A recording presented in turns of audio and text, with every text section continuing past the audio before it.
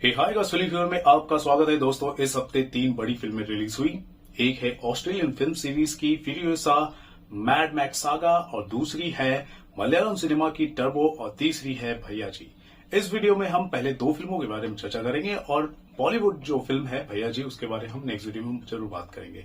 तो दोस्तों सबसे पहले मैं बात करना चाहूंगा Furiosa the mad max saga के बारे में, जो एक ऑस्ट्रेलियन फिल्म सीरीज है और काफी टाइम से फिल्में आ रही हैं। इसकी पहली जो फिल्म थी 1979 में आई थी, दूसरी थी 1981 में, तीसरी 1985 में, फिर उसके कई सालों बाद 2015 में 4th पार्ट आया था जिसका नाम था मैड मैक्स फ्यूरी रोड।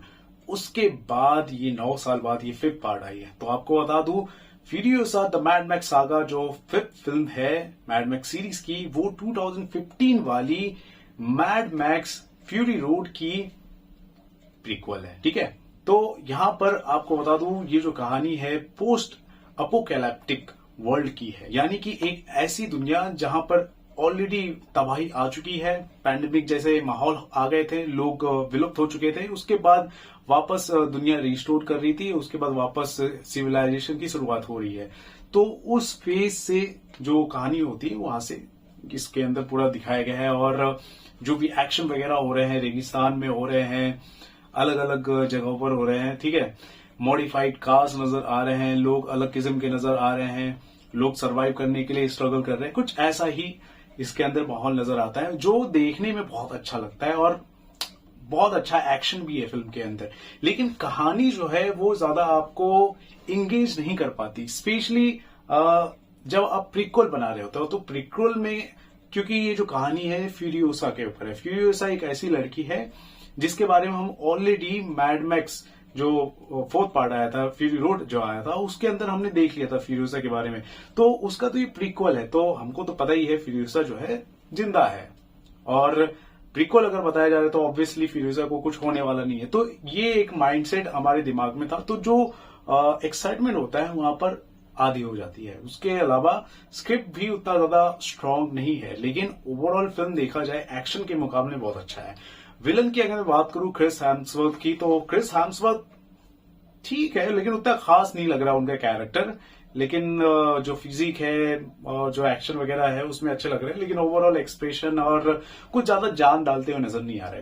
तो ओवरऑल एक अच्छी एक्शन फिल्म बोल सकता हूं, साईफाई फिल्म बोल सकता हूं, पोस्ट अपोकैलिप्टिक वर्ल्ड वाली कहानी बोल सकता हूं, डिस्टोपियन फिल्म बोल सकता हूं एक्शन के हिसाब से, लेकिन ओवरऑल एक्साइटमेंट क्रिएट नहीं करती। तो ओवरऑल अगर रेटिंग की बात करूं तो इस फिल्म को मैं 3 स्टार्स देना चाहूंगा आउट ऑफ 5।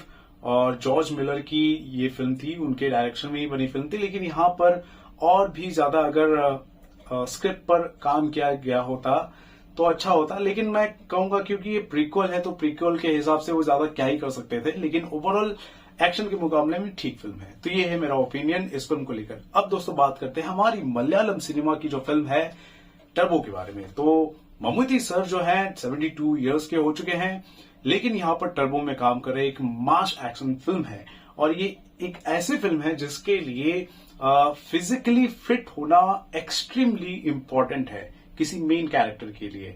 तो यहां पर हमारे ममूटी सर तो 72 इयर्स के हैं, लेकिन फिर भी उन्होंने इस एज में इस कैरेक्टर को पोर्ट्रे करने में जो अपना दमखम लगाया है, बहुत ही ईज तरीके से उन्होंने किया है, बहुत ही आसानी से मक्खन की तरह उन्होंने कर दिया है।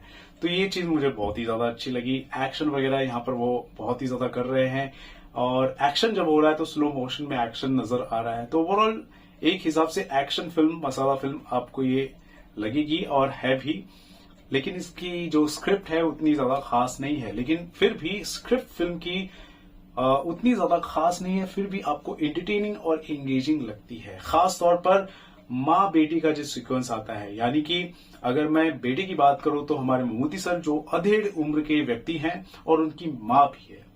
तो अधेड़ उम्र के व्यक्ति अगर अपनी माँ से डांट खाए तो कैसा लगता है, तो अपने आप में एंटरटेनिंग लगता है। लेकिन वही अधेड़ उम्र का जो व्यक्ति अपनी माँ से डांट खा रहा है, जो एक सिंपल सी लाइफ जी रहा है, लेकिन जब भी कोई मुसीबत आती है तो एकदम खतरनाक हो जाता है, टर्बो बन जाता है। तो वो जो सिनेरियो है, वो जो ट्रांजिशन है, आपको देखने में अच्छा लग सकता है। तो ये चीज मुझे ज्यादा पसंद आई।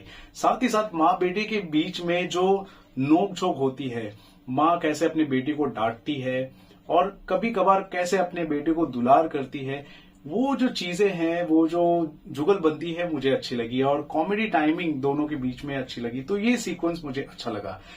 रही बात फिल्म के विलन की, राजबी शेट्टी की, तो मैं आपको बता दूं, अगर उनके कैरेक्टर को तबीयत से लिखा गया होता ना, तो मैं आपको बता दूं मलयालम सिनेमा में एक विलन के तौर पर अपनी छाप छोड़ने में वो बिल्कुल कामयाब हो जाते हैं। लेकिन उनके कैरेक्टर को उतना ज्यादा लिखा नहीं गया है, उतना खास तरीके से लिखा नहीं गया है, तो ज्यादा राजबी शेट्टी के लिए करने के लिए कुछ नहीं था। लेकिन जब भी उनका जो प्रेजेंस आता है, उस प्रेजेंस में वो इफेक्टिव लगते हैं।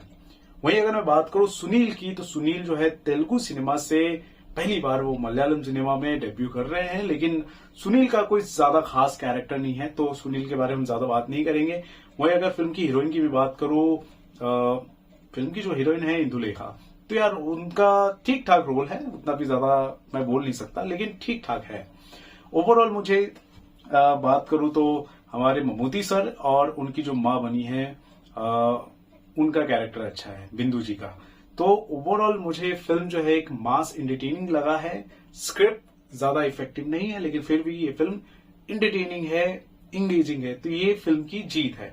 तो ओवरऑल एंटरटेनिंग फिल्म मैं बोल सकता हूं। तो इस फिल्म को मैं देना चाहूंगा 3.5 स्टार्स आउट ऑफ 5। यानी कि दोस्तों 3 फिल्में तो बॉक्स ऑफिस पर बड़ी रिलीज हुई हैं, उनमें से 2 फिल्मों को मैंने रिव्यू कर दिए हैं। अगर मैं 3 से ऊपर के स्टार्स दे रहा हूं इन फिल्मों को, तो यानी कि आप फिल्म को थिएटर में जाकर देखने जा सकते हैं, क्योंकि एक हिसाब से तीनों ही फिल्में अपने अपने जॉनरा के हिसाब से, अपने अपने पोटेंशियल के हिसाब से डिजर्व करती है कि आप थिएटर में देखने के लिए जाएं। तो ये है मेरा ओपिनियन इन दोनों ही फिल्मों को लेकर। नेक्स्ट वीडियो को जरूर वेट कीजिए, जहां पर मैं भैया जी का रिव्यू भी करने वाला हूं। सो गाइस, क्या कहना चाहते हैं मेरे इन 2 फिल्मों के ओपिनियन को लेकर, जरूर बताएं हमारे कमेंट सेक्शन पर। और दोस्तों देखते रहे आप अपना channel Filmy fever. This is Ravi Gupta signing off. Thank you so much for watching this video. I will see you in the next video soon. Thank you, bye bye.